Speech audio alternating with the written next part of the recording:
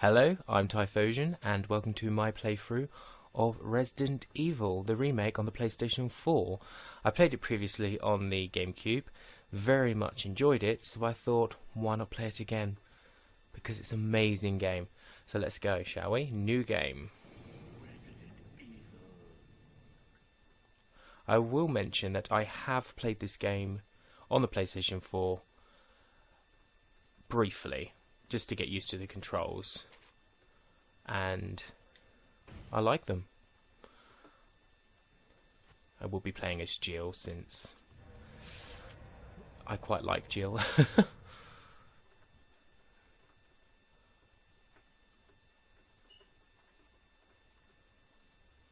Saving. Okay, right, so as far as I'm aware, they haven't updated this game from the GameCube version, apart from adding new costumes and obviously they updated the graphics and all that kind of stuff. But I don't think they've added any new content other than that. If they do, then that would be a pleasant surprise for me. I've always enjoyed this cutscene. I remember when it used to be live action on the PlayStation 1. That was interesting.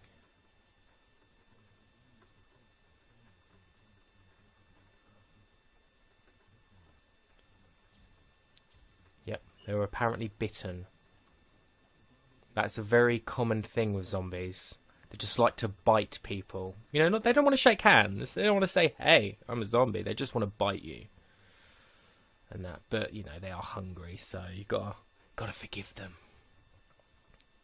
Oh, poor Joseph. Just about to die. Yeah.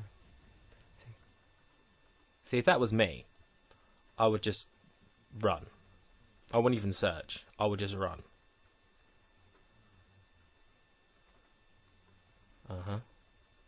Although, having said that, considering the fact there are zombies located in Raccoon City already, from the news report, kind of makes sense that, you know, you're in a jungle, you know, even if you wasn't in this jungle, it would still be a nightmare.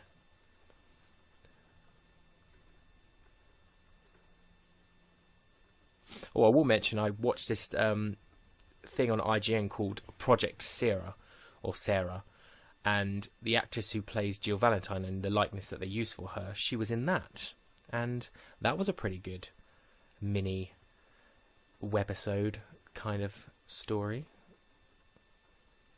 Different,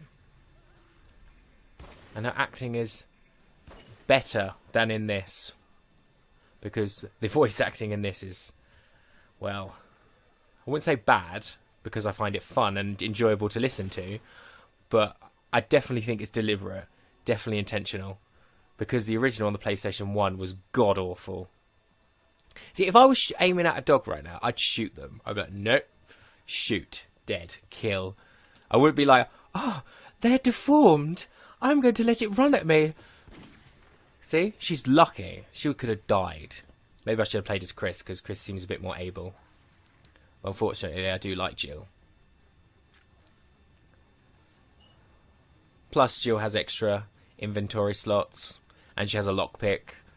So, you know, that's always good. And I believe she also starts off with a pistol as well, while Chris doesn't. That, and I don't know what other people feel, but I'm not too keen on Chris's old look. I kind of prefer his new look. Obviously, I don't prefer him being beefed out, because I do find that a bit ridiculous. But I prefer the way they've updated his face and all that. I don't know if he's based off anyone, like Jill is. Probably not. Oh, also, you may be wondering why I'm playing this game and not Resident Evil Revelations. Well, I was going to play Resident Evil Revelations, but I thought I will, well, wait until it comes on disc, because from what I've read, if you get it on the disc, you get some of the DLC that's already out, and as well as some extra stuff that's on the disc. So I thought, you know, I might as well play it then rather than now. And since Resident Evil is one of my favourite games, and since this is my first playthrough of a game ever on YouTube, I thought, why not do a game that I quite enjoy and that I'm kind of familiar with, rather than me spouting nonsense, which I kind of am already, so sorry. Bear with me.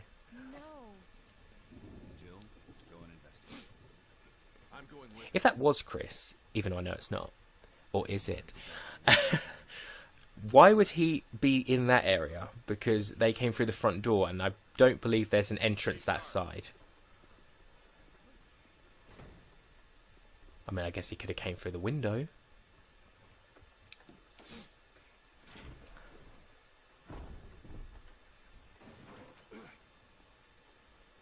I will say this game does look good. Like, after playing this off the Wii and the GameCube, and then coming to this, I'm like, wow. Yep. Definitely need those ink ribbons. Obviously, you need to save those, because that there, no. Don't want to use it now.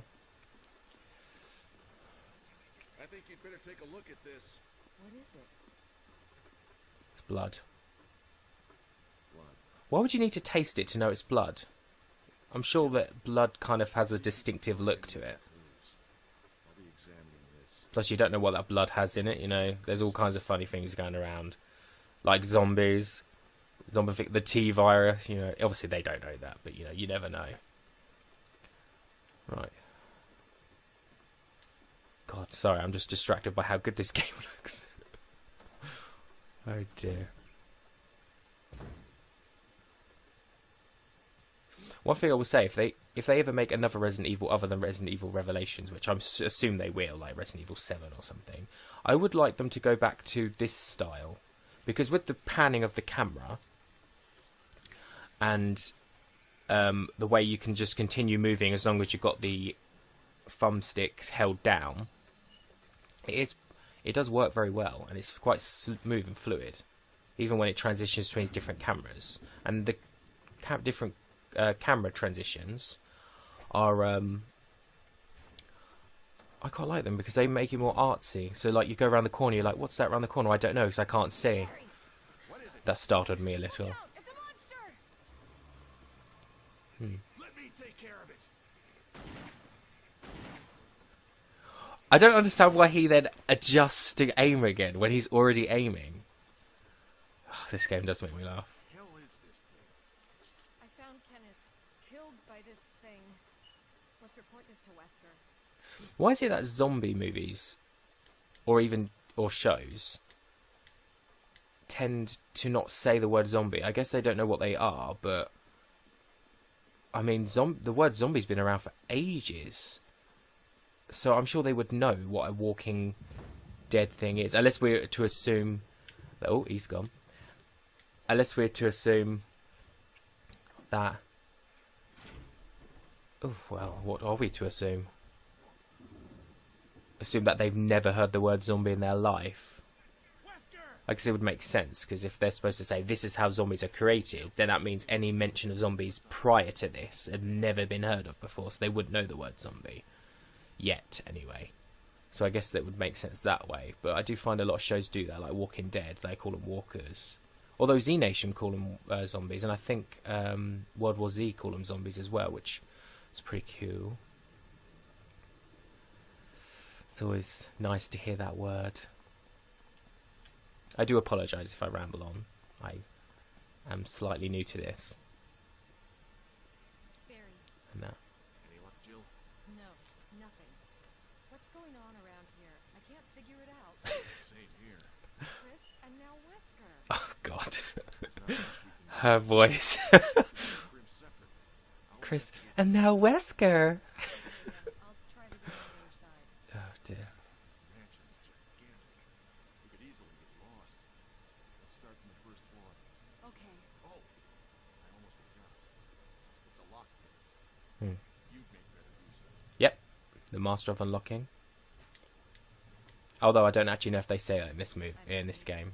Listen, if something happens, let's meet up in this hall.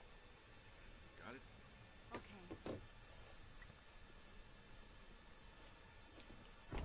Right. Despite the fact I played this game multiple times on the GameCube, I've actually forgotten which way to go. I know that door in there is locked. But I'm going to go get the map.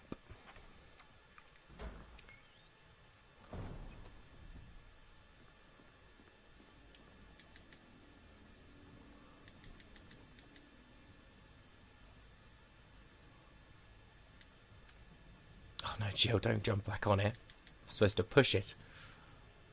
There you go.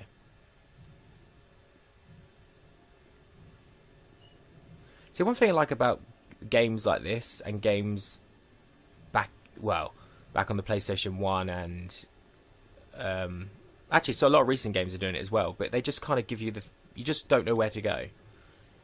You just like, okay, I'm going to leave you. Okay, and you can walk around, then you see that flashing thing, and maybe you'd register it, maybe you wouldn't. And if you do register it, awesome, you just got yourself a map. If you haven't registered it, then, you know, you can go around the whole game without a map. And some games you just don't know what to do, like this game a lot. I remember I used to know what to do. And I'd be like, where am I supposed to go? Running around everywhere.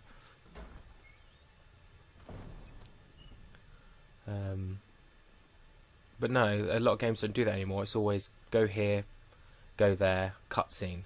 Cutscene pretty much tells you where to go or what to do, or there's someone in your ear telling you what to do. And it kind of, I wouldn't say it defeats the fun of the game, because some games actually could be pretty like amazing in their way they. Sorry, I don't know what I'm doing. In the way they I don't even know what I'm saying. the way they present them. Oh, I just realised there's going to be a zombie here. Oh, he's over there. Okay, good. I'm not going to face him.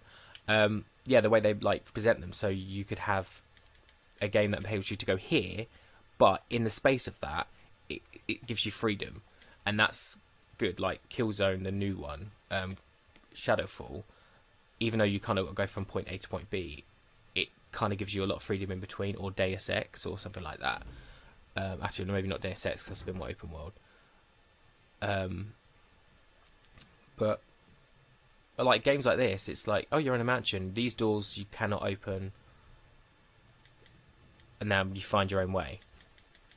And I like that. Not a lot of games do that.